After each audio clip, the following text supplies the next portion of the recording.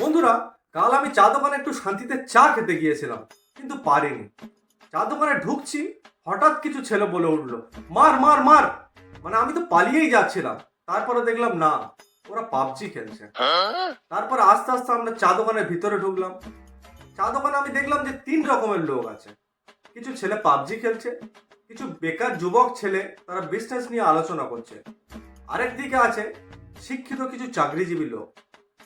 মানে যারা পাবজি খেলছিল তাদের ওইদিকে তো আমি বসতেই পারলাম না, এত গোলাগুলি চলছে।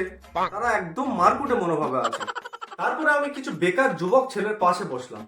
তারা দেখলাম বিজনেস নিয়ে আলোচনা করছে। মানে তাদের বিজনেসের প্ল্যান শুনে আমার মনে হলো যে অ্যামাজন, ফ্লিপকার্ট এগুলো আর বেশি দিনের জন্য নয়, মানে পারবে না আর মার্কেট ধরতে। তারা যা আলোচনা করছে, তাদের ব্যবসার মূলধন ছিল 10 কোটি টাকা। তাদের এই বিজনেসে লাভার জন্য সামান্য কিছু টাকার প্রবলেম ছিল, ঘাটতি ছিল। মানে ওই 9,99,99,999 টাকা। তারপরে তারা প্ল্যানটা ক্যান্সেল করে চা দোকানে বাকি করে চলে গেল। সেখানেও আমি চাটা খেতে পারলাম না। তারপর আমি একটা মনের জেদ নিয়ে গিয়ে বসলাম শিক্ষিত লোকেদের পাশে। মানে ভেবেই ছাড়লাম যে এবারে চাটা খাবোই। আর চাটা আমার সাথে সাথে চলেও এলো।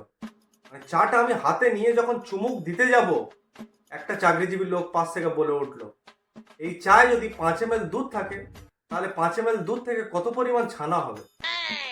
মানে এই কোশ্চেনটা শুনে দুধ থেকে ছানা বার হোক আর না বার হোক, আমার বানা বার হয়ে গেল।